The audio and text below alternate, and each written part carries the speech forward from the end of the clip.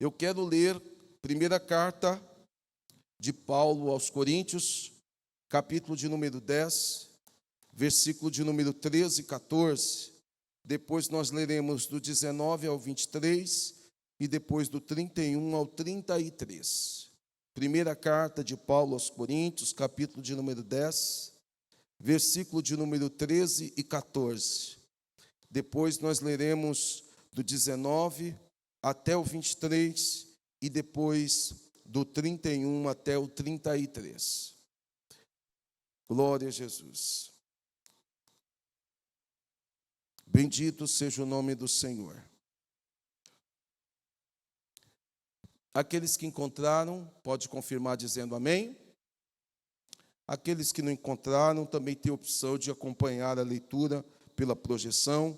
Primeira carta aos Coríntios, capítulo de número 10, o versículo de número 13, diz assim a palavra do Senhor: Não veio sobre vós tentação senão humana, mas fiel é Deus, que vos não deixará tentar acima do que podeis. Antes, com a tentação dará também um escape, para que possais suportar. Portanto, meus amados, fugi da idolatria. Versículo de número 19. Mas que digo que o ídolo é alguma coisa, ou que o que sacrificado ao ídolo é alguma coisa? Antes digo que as coisas que os gentios sacrificam, as sacrificam aos demônios, e não a Deus. E não quero que sejais participantes com os demônios.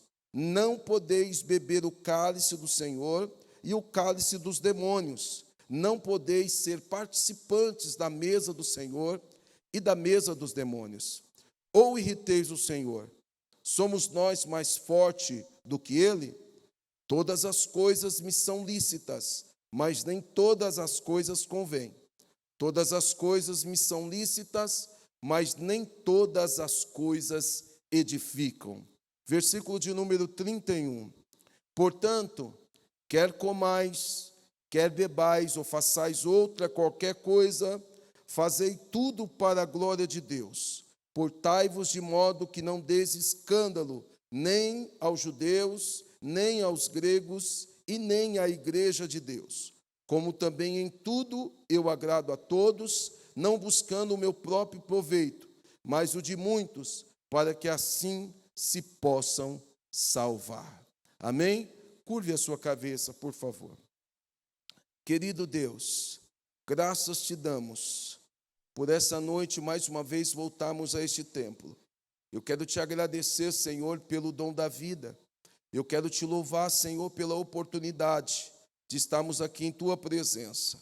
Que o teu Santo Espírito, Senhor, fale conosco nesta noite, pois precisamos do Senhor, dependemos do Senhor.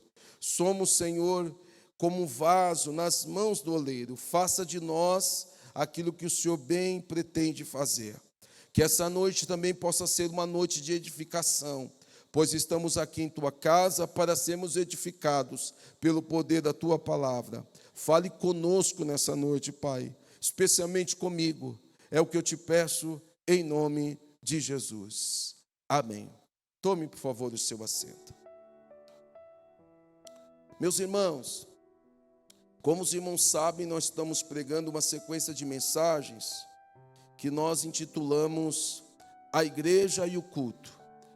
Essa sequência de mensagens, elas estão inseridas na primeira carta que Paulo escreve aos Coríntios, e nós estamos dando sequência hoje no capítulo de número 10, a partir do versículo de número 13. Esse capítulo de número 10, como eu disse aos irmãos, ele é a conclusão da resposta acerca das coisas sacrificadas aos ídolos.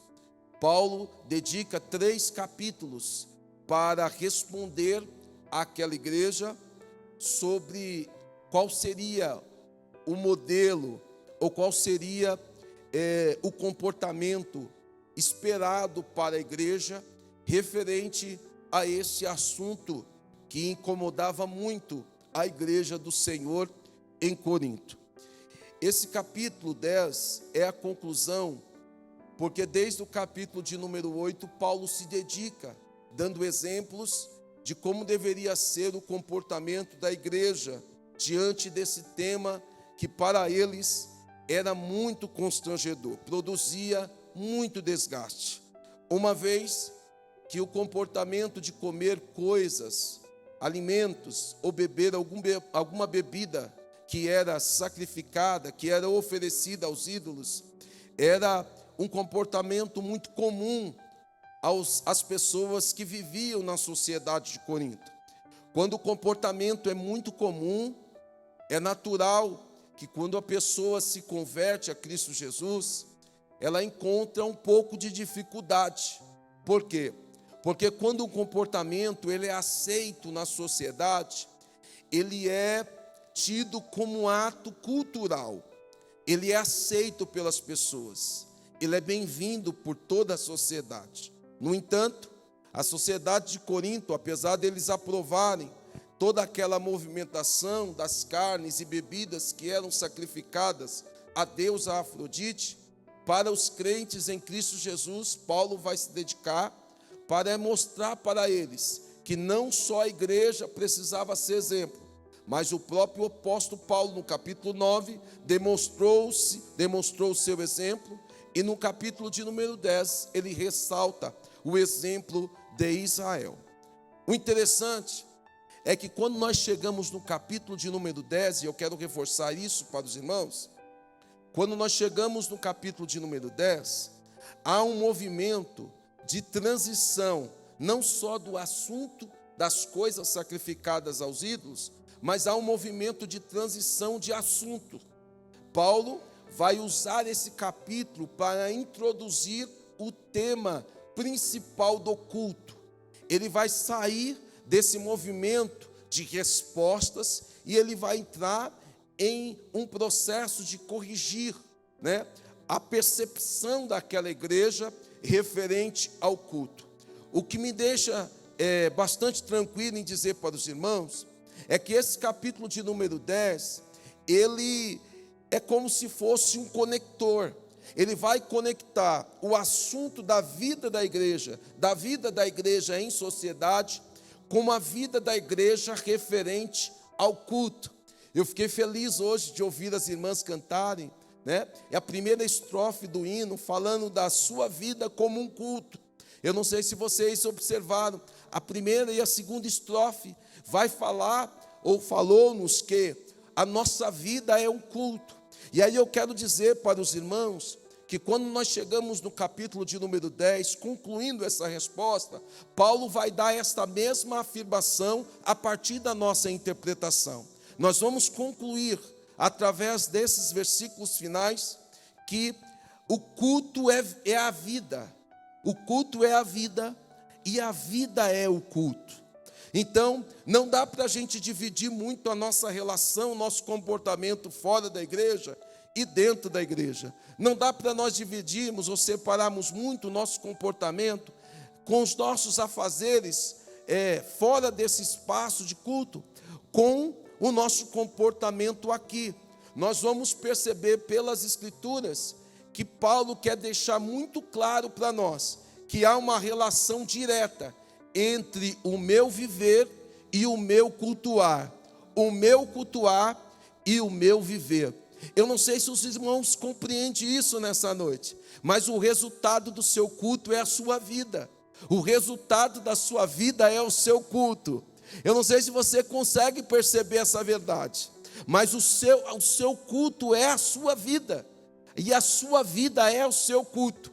Eu estou fazendo esse trocadilho para você entender o que o próprio Deus deixou registrado através de Moisés no livro do Gênesis. Se você abrir a sua Bíblia, no livro do Gênesis, capítulo de número 4, do versículo 3 ao 7, se você quiser abrir aí e dar uma leve passada de olhos, você vai perceber que o livro do Gênesis vai narrar o episódio do culto de Caim e de Abel. Nós vamos perceber claramente nesse texto que eu estou citando que há uma diferença.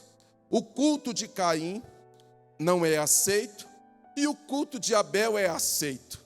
a gente percebe que há uma diferença. E aí, qual que é o critério utilizado por Deus? O próprio Deus fala com Caim. O próprio Deus explica para Caim que o culto é vida e a vida é o culto. Tanto é que o texto diz que o Senhor Deus atentou para Abel e para a sua oferta, e também atentou para Caim e para a sua oferta. Então eu preciso esclarecer isso para os irmãos nessa noite. Quando a gente fala que vida é culto e culto é vida, é porque não dá para você separar quem é você aqui dentro, cultuando a Deus, e quem é você lá fora. O resultado do que você é lá fora, muitas das vezes, reflete aqui dentro. E o resultado do que é aqui dentro, reflete você lá fora. Muitas vezes, a gente confunde esse espaço. Mas, para o nosso Deus, Ele não está pautado no espaço físico. O espaço físico não é um limitador para o nosso Deus. Então, se você olhar para o livro do Gênesis, você vai perceber que o próprio Deus conversou com Caim, explicou para Caim. Quando Caim oferece o culto, e o culto de Caim não é aceito, o próprio Deus dá esclarecimento para Caim. Se não, olhe comigo lá no texto, capítulo de número 4 do livro do Gênesis. Eu vou usar esse exemplo para defender esse argumento que culto é vida e vida é culto. Capítulo 4, o versículo de número 3, a Bíblia Sagrada diz assim: e aconteceu ao cabo de dias, que Caim trouxe do fruto da terra uma oferta ao Senhor. E Abel trouxe dos primogênitos das suas ovelhas e da sua gordura. E atentou o Senhor para a sua oferta? Não. Atentou o Senhor para Abel e para a sua oferta. Mas para Caim, para a oferta de Caim primeiro, não. Para Caim primeiro e para a sua oferta não atentou. Irou-se Caim fortemente e descaiu-lhe o seu semblante. E o Senhor disse a Caim: por que te iraste? Por que descaiu o teu semblante? Se bem fizeres, não haverá aceitação para ti? Então aqui está uma pergunta muito séria. O próprio Deus disse para Caim: Caim, se a sua postura, se o teu comportamento, se as tuas atitudes, você fizer bem, será que não haverá aceitação para ti também? Por quê? Porque todas as vezes que nós oferecemos ao Senhor um culto, e a gente percebe que o Senhor não recebe, o problema não está no culto, o problema está com o cultuador. O problema não está com a adoração, o problema está no adorador. Eles estavam discutindo, ou a mulher samaritana discutindo com Jesus, dizendo para Jesus: eu não sei onde é que se deve adorar, se é em Samaria e se é em Jerusalém. O Senhor Jesus responde para ela: não é nem no lugar e nem no outro, porque são os verdadeiros adoradores que o Pai procura, são os verdadeiros adoradores, não é a verdadeira adoração. Ora, o Senhor não precisa, não depende da nossa adoração. Se você adorar, Ele é Deus. Se você não adorar, Ele continua sendo Deus. Se você ofertar, Ele é Deus. Se você não ofertar, Ele continua sendo Deus. Então, eu preciso esclarecer isso. Culto e vida é uma coisa só. E vida e culto e vida.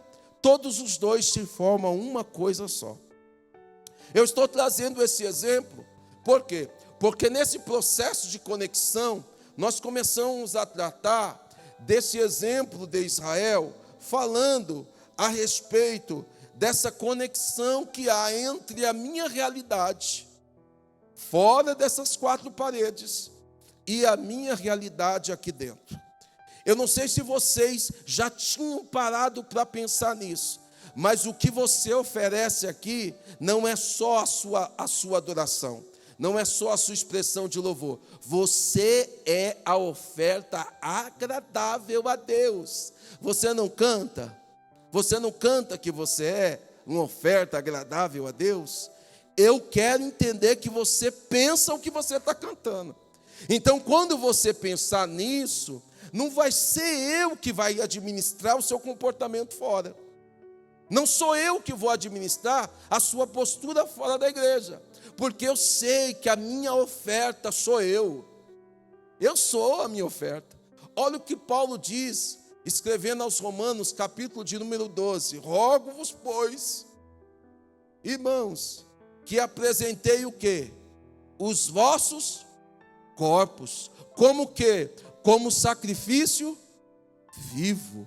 Então nós somos o culto oferecido ao Senhor. Primeiro, Ele vai olhar para você. Depois, Ele vai olhar para o seu culto. Isso aqui é muito sério. E eu queria dividir com vocês nessa noite essa responsabilidade.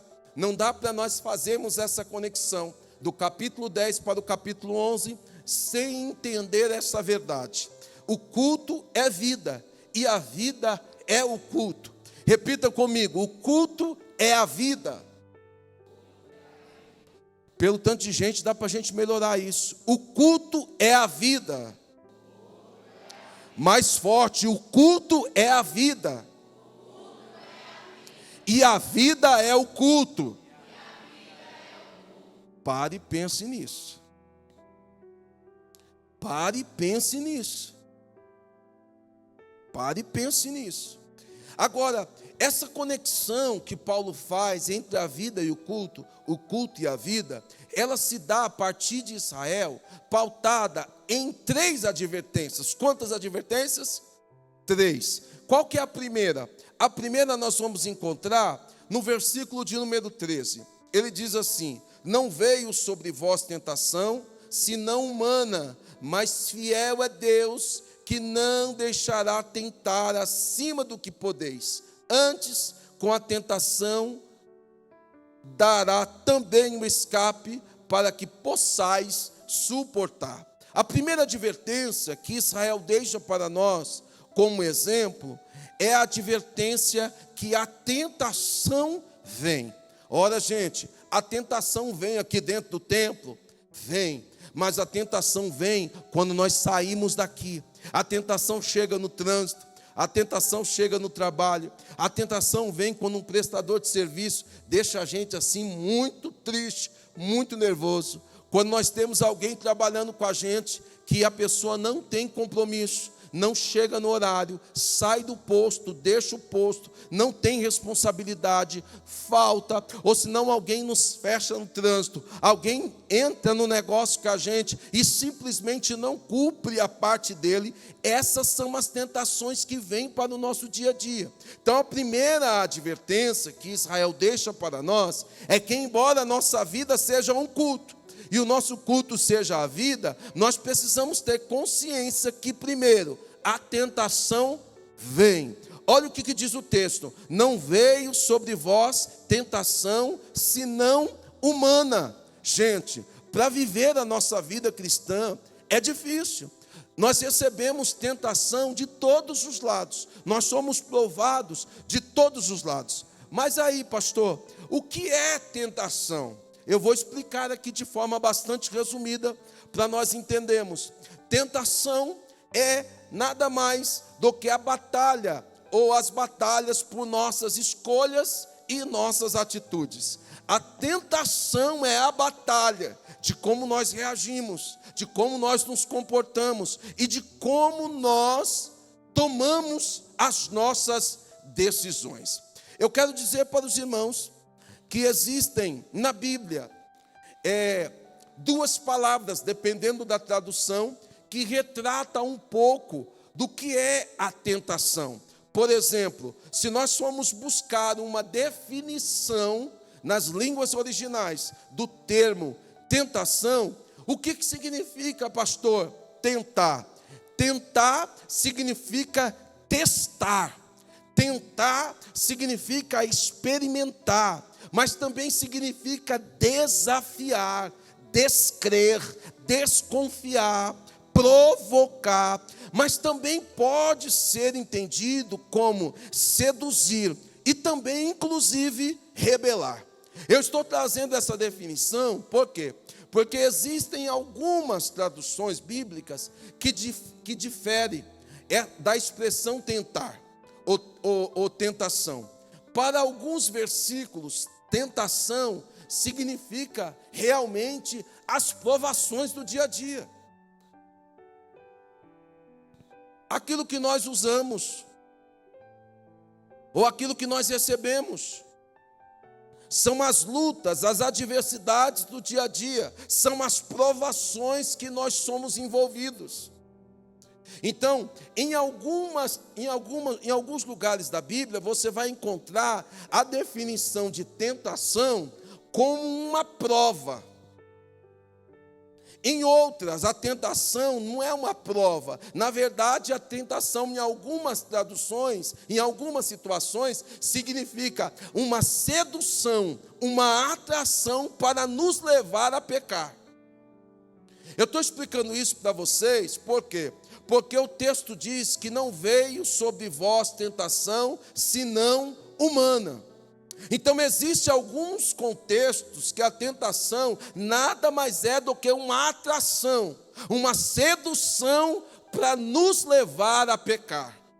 Isso aqui é muito sério.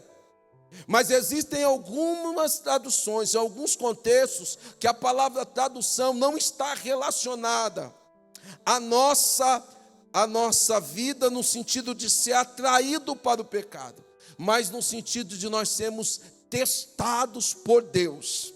Eu quero acreditar que o crente cheio do Espírito Santo, quando ele é tentado, ele não é tentado por ser seduzido ao pecado, mas ele é provado por Deus. Eu quero explicar isso porque tem diferença. Por exemplo, no caso de Davi, ele observou Betseba. Ele olhou Betseba se banhar, não é isso que diz o texto? Ele foi seduzido para pecar. Ele foi tentado nesse sentido, com o sentido de levá-lo a pecar. Agora, no caso de Jó, Jó não foi seduzido a pecar. Jó, ele recebeu uma provação. Por quê? Porque quando tentação nos seduz para pecar, o objetivo é nos matar, é nos fazer cair. E a origem disso é o diabo. O diabo que tem como objetivo nos seduzir para o pecado. Então deixa eu dizer isso para alguém nessa noite. A expressão tentação, ela tem essa conotação.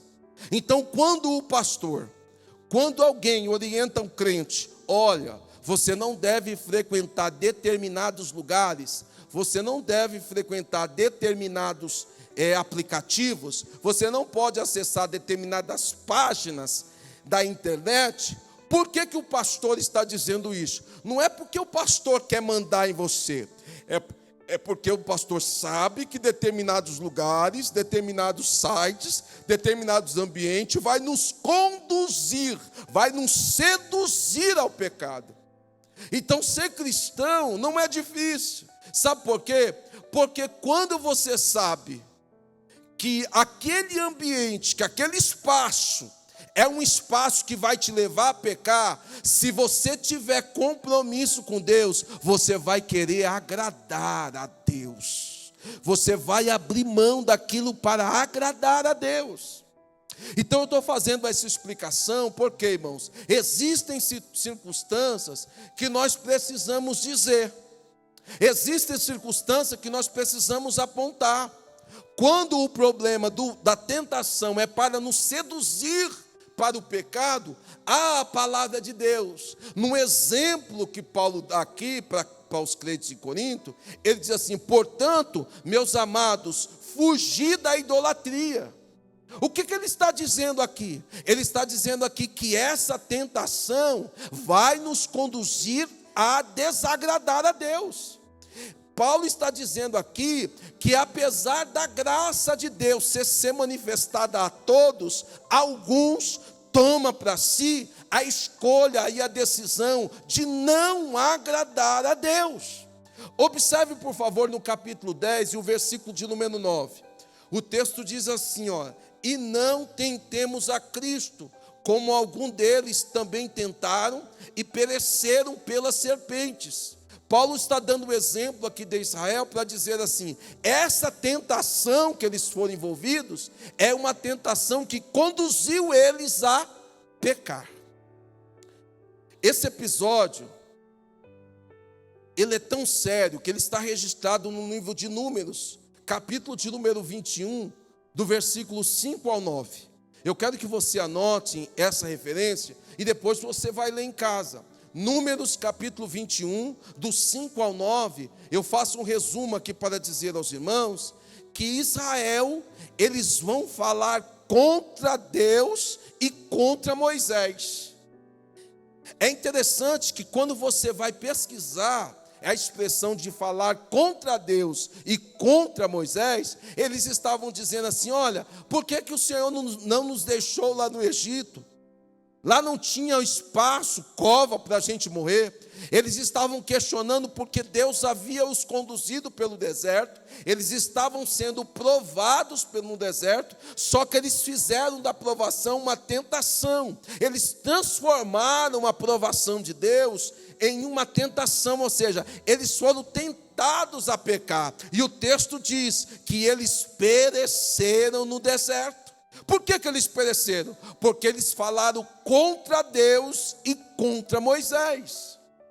Eu estou trazendo essa explicação aos irmãos, para os irmãos entenderem claramente que existe tentação, e a tentação, esse termo ele pode ser aplicado como sedução para o pecado, mas também como provação. Eu acho isso aqui extremamente importante. Por quê? Porque a Bíblia diz que Israel tentou a Deus. Como que Israel tentou a Deus? Israel tentou a Deus quando o próprio Israel desafiou a Deus. Então deixa eu dizer uma coisa: como que eu faço, pastor, para eu não tentar a Deus? Como é que eu faço para eu não tentar a Cristo? Você não deve se posicionar diante de Deus desafiando. Porque hoje está uma coisa tão comum, irmãos. A gente olha na internet, as pessoas estão tão ousadas, questionando a Deus, criticando a Deus, atacando a Deus. Tudo bem que é nas redes sociais, e hoje a rede social deu força, né? Deu coragem, deu assim, uma certa ousadia até para afrontar as pessoas, inclusive a Deus.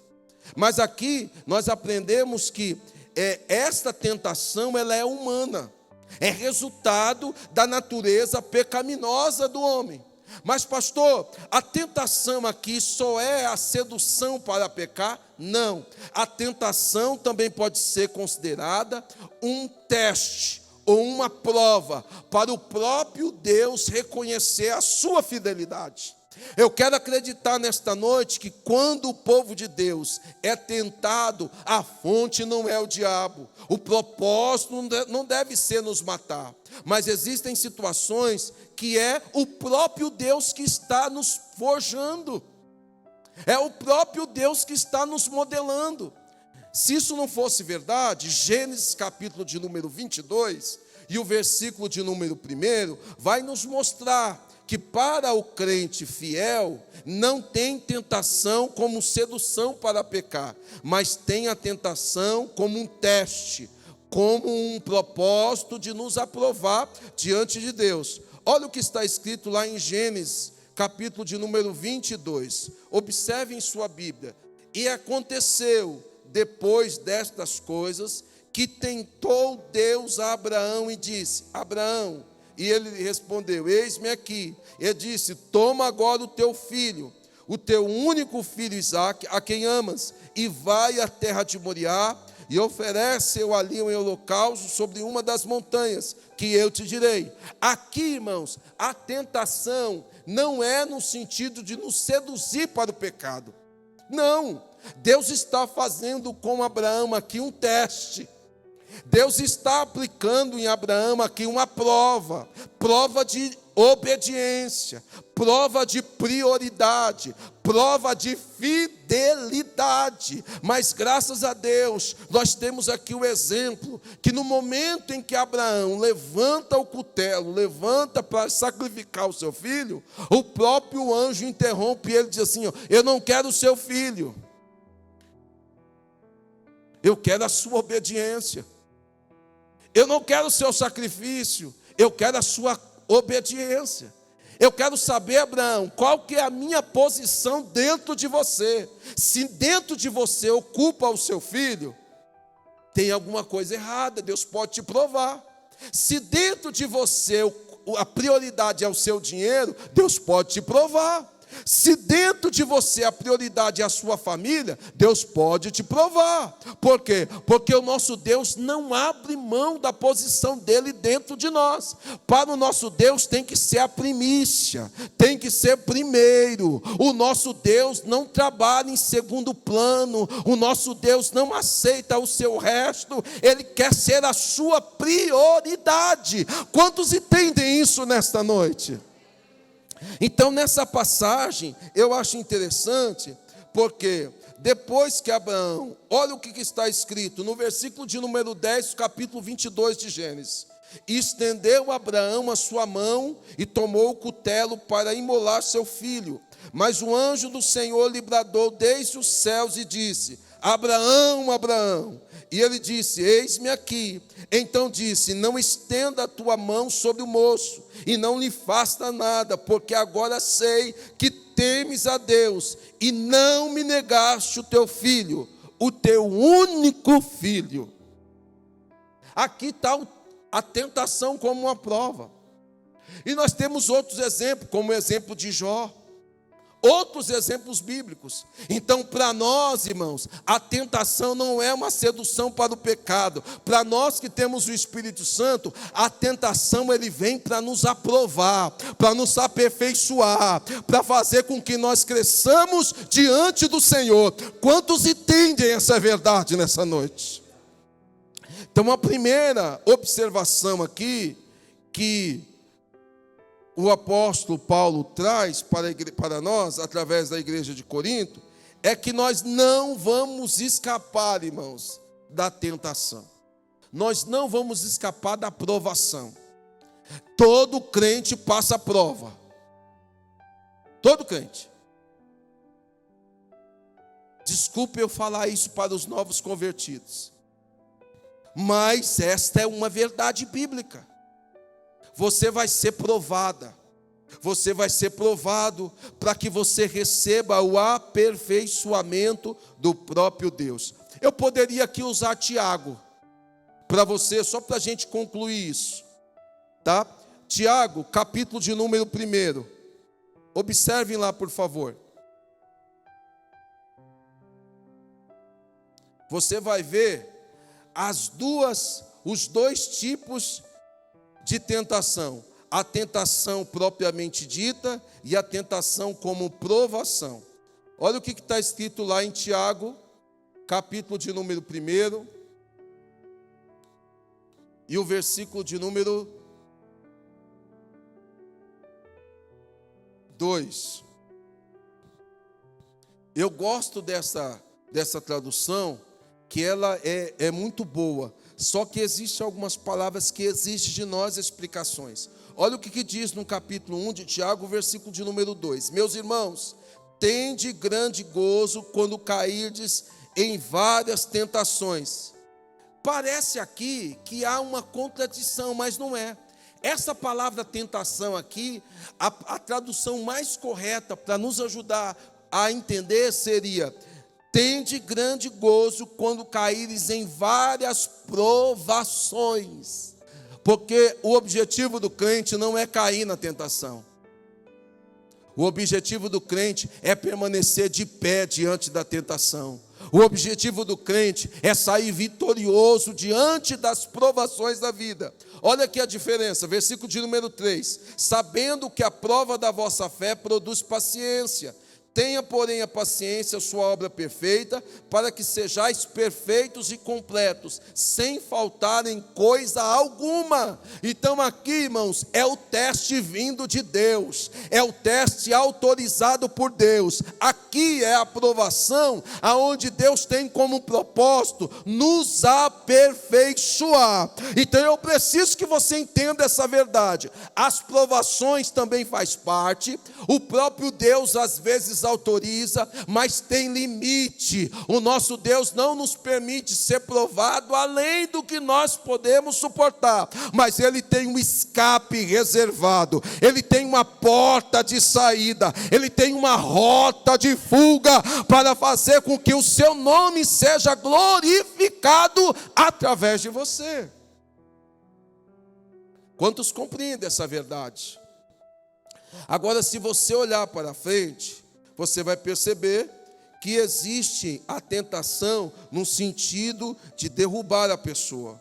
Olha o que está escrito, versículo de número 13, do primeiro capítulo de Tiago. Ninguém sendo tentado, diga, de Deus sou tentado, porque Deus não pode ser tentado pelo mal, e a ninguém tenta, mas cada um é tentado quando é atraído. Olha a palavra seduzido aqui.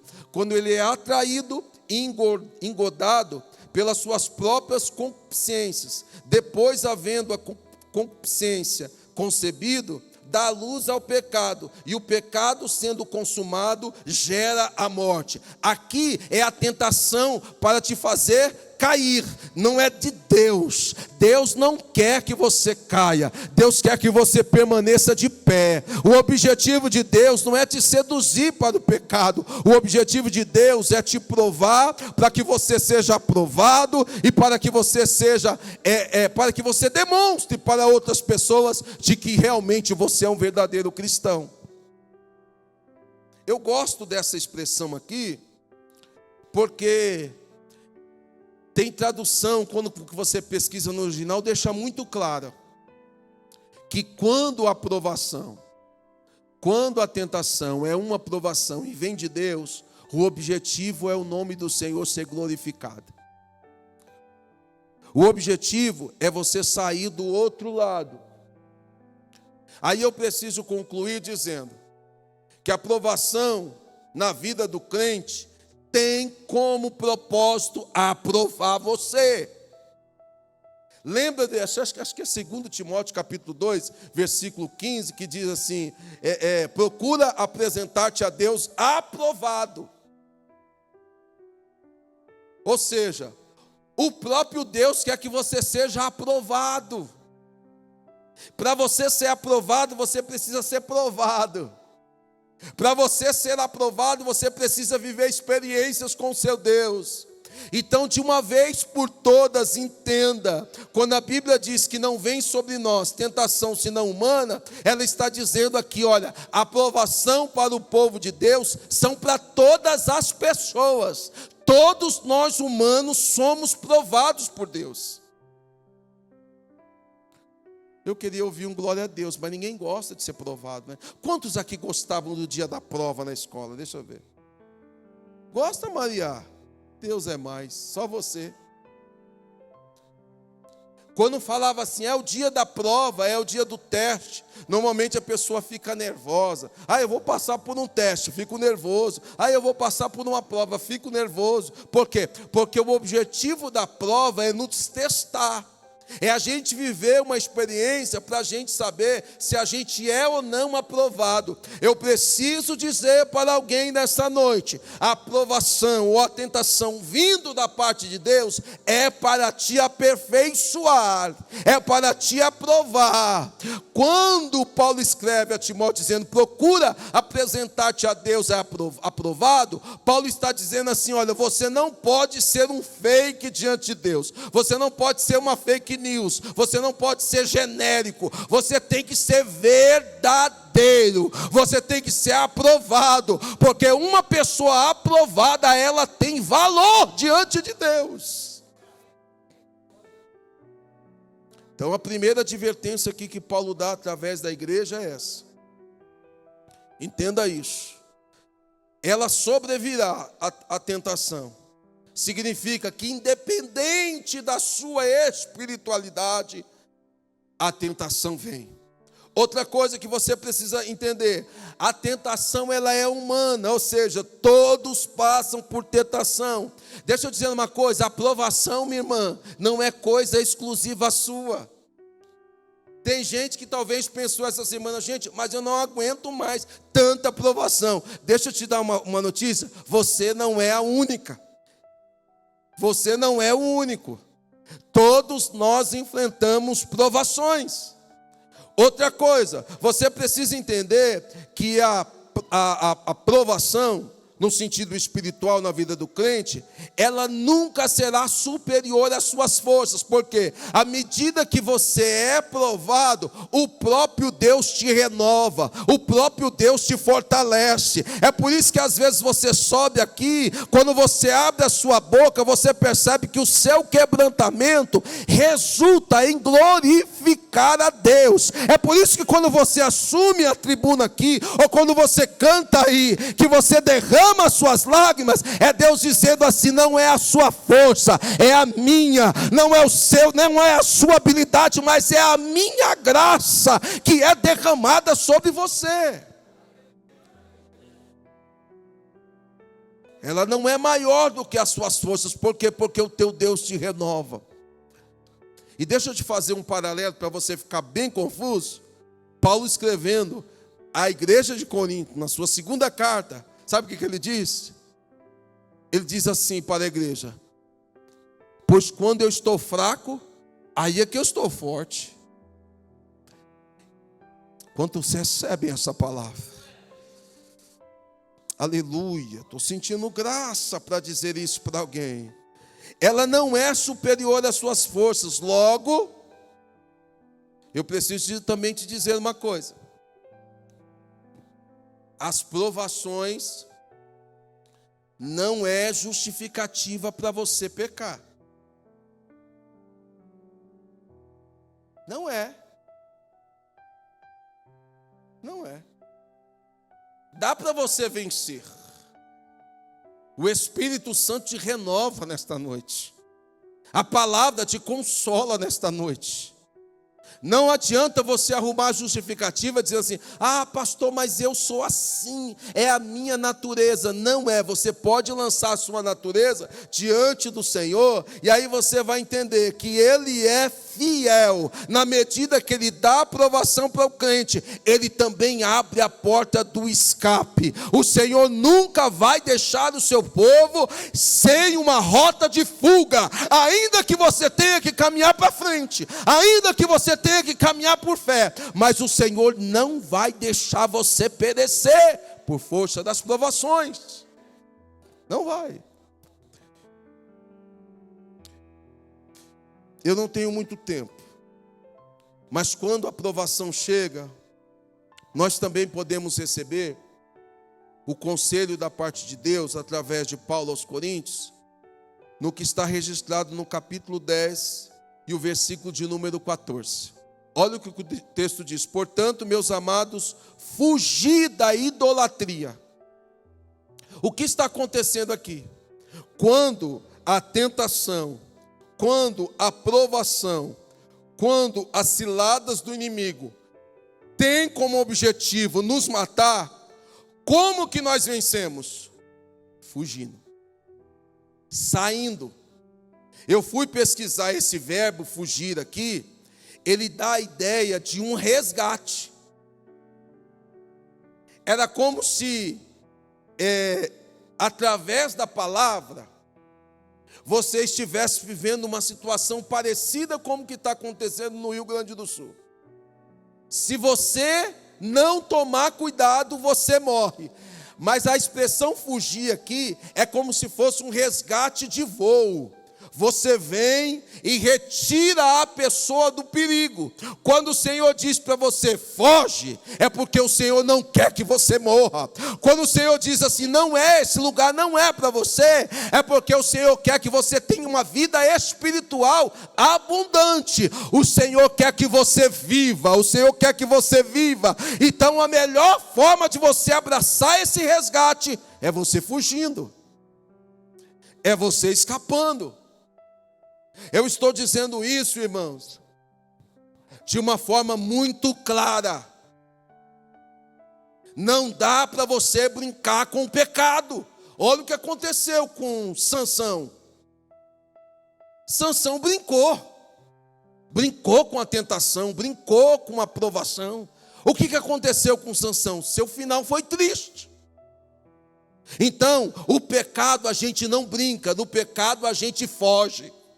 Então, se você recebeu uma mensagem nas suas redes sociais, te flertando, corte o mal pela raiz, porque o diabo explora o dia da nossa fraqueza.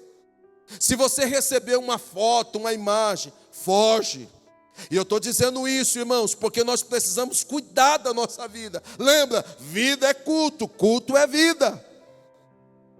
É por isso que às vezes as pessoas não conseguem cultuar a Deus de verdade, com o seu coração aberto. Por quê, pastor? Porque a sua vida não corresponde ao seu culto.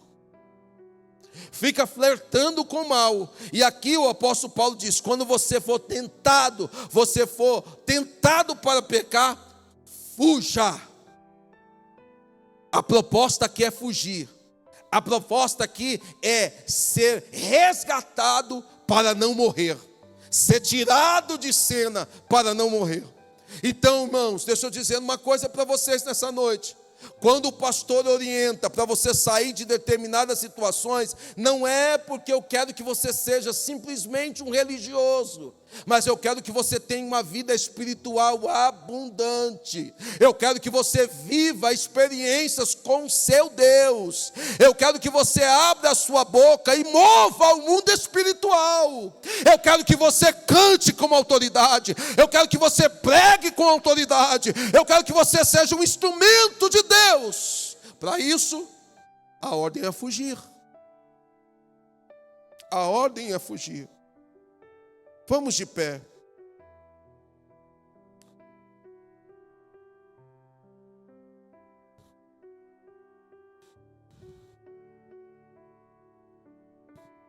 O que a Bíblia diz? Sujeitai-vos, pois, a Deus, resisti ao diabo, e ele fugirá de vós. Se as plataformas digitais, se você percebe que lá onde você fica vulnerável para pecar, saia de lá. Saia de lá. Se você percebe que alguma coisa tira você do foco do seu culto, saia de lá. É uma recomendação minha. É uma recomendação do apóstolo Paulo. Olha o que acontecia com os crentes em Corinto. Eles vinham, participavam da mesa do Senhor e depois iam participar da mesa dos demônios. Paulo deixa claro isso. O que é? É a vida não correspondendo ao culto. É o culto não correspondendo à vida. Quantos entendem o que eu digo nessa noite? Então Paulo está dizendo, não dá. Capítulo de número 10... E o versículo de número 21 diz assim, olha, não podeis beber o cálice do Senhor e o cálice dos demônios. Não podeis ser participante da mesa do Senhor e da mesa dos demônios. O que Paulo está dizendo? Olha, vocês precisam fugir do pecado e colocar foco e seguir a santificação. Então, deixa eu dizer para você, não é capricho do pastor. Não é ser saudosista demais. Não é você ser religioso demais. Não é nada disso. É prudência. É Bíblia. O Senhor não te quer pela metade. O Senhor quer você por inteiro. Você que me acompanha pelas plataformas digitais. O Senhor não quer você pela metade. O Senhor quer você por inteiro. Quando você o servir por inteiro, sua vida vai ser diferente. Faço 3 aplicações. Primeiro, nós precisamos conhecer a diferença entre provação e tentação. Provação é para crente, tentação é para incrédulo. Outra coisa, a santificação não é uma opção para o crente. A santificação é a vontade de Deus, é a determinação de Deus para nós. E eu concluo, a liberdade cristã também é para a glória de Deus, não é para a minha vaidade. Paulo diz assim: quer comais, quer bebais, quer façais qualquer outra coisa, fazei para a glória de Deus. Amém? Quantos compreenderam nessa noite que vida é culto? E culto é vida. Eu estou trazendo isso, mas com muito respeito. Prestem atenção. Nós temos mais de 500, aproximadamente 500 membros, fora os congregados. Eu queria que vocês visitassem de vez em quando o que é transmitido aqui.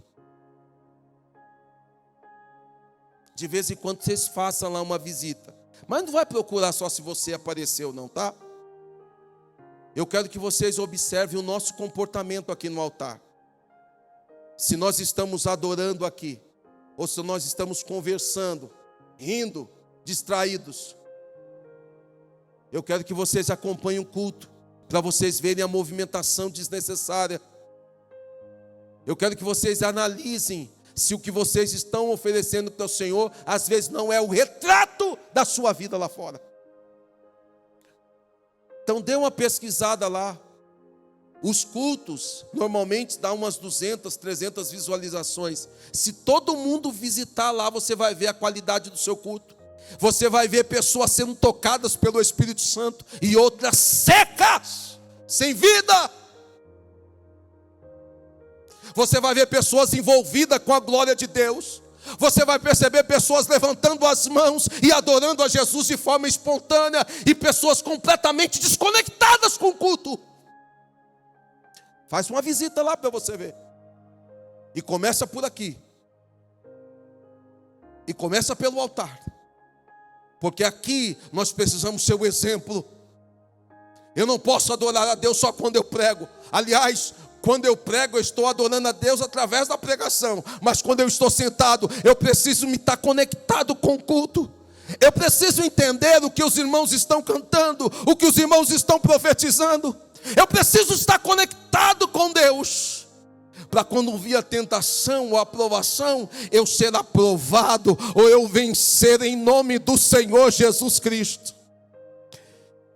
Estou te chamando a atenção hoje. Mas eu quero que você faça uma visita lá. Faça, observe. Deixa eu dizer uma coisa, mas observe o culto inteiro. Porque a nossa geração, ela está vivendo de recortes. Que é chamado como? Shorts. Vive de recortes.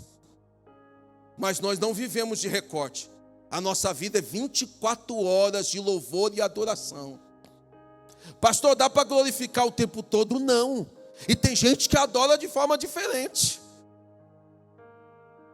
Eu olho aqui e observo que tem gente que adora de forma diferente, irmãos. Uns sapateiam, outros levantam a mão, outros choram, outros pulam. Mas o importante é você adorar a Deus. É você estar conectado com o culto. Eu quero fazer um apelo. Nós estamos aqui com quase 30% da igreja. Vamos fazer o nosso culto diferente? Vamos fazer a nossa vida diferente? Porque se nós que estamos aqui nessa noite tivermos esse compromisso, não vai ter culto ruim nessa igreja. Não vai ter culto frio nesta igreja. Porque a nossa vida vai representar a realidade desse culto. Outro dia uma irmã brincou comigo. Eu estava com saudade do pastor Eliel, porque tem dia que ele fala: vamos parar o culto, faz uma oração, vamos começar o culto de novo. Porque quem está aqui percebe o peso, irmãos. Mas é o peso da nossa vida. É o peso da nossa vida. Se a nossa vida for uma vida com Deus, no abrir da nossa boca, até quando você estiver nas suas provações, Deus vai lhe usar, Deus vai lhe abençoar. Você vai sarar precisando de cura. Você vai profetizar precisando de uma profecia. Porque você é um instrumento de Deus Deus para a edificação. Então eu quero chamar você nesta noite a essa responsabilidade. Se vida é culto e culto é vida, vamos fazer do nosso culto diferente. E eu estou sentindo a graça de Deus sobre a minha vida para dizer isso. Vamos fazer esse compromisso, ministério? Vamos, igreja do Senhor.